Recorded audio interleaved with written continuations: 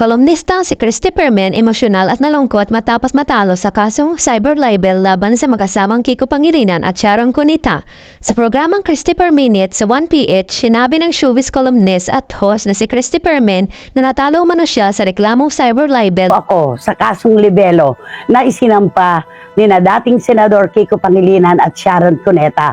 Na isinampa ng mag-asawang Kiko Pangilinan at Sharon Cuneta laban sa kanya. Ngunit nanindigan si Permen na hindi ba ito ang katapusan ng mundo. Anya, unang hakbang pa lamang ito sa piskalya at hindi niya uruan ang laban. Ilang naman ngayon ang laban, di ba? Ito po ay sa piskalya pa lamang. Aakyat po ito ngayon sa RTC Makati. Sinampahan po kami ng kasong libelo ng mag-asawang dating Senador Kiko Pangilinan at Sharon Cuneta. Pero sabi ko nga po, hindi naman po sa lahat ng panahon ang ating gusto ay natutupad. Ito lamang po ang mahalaga. Hindi ito ang katapusan ng mundo.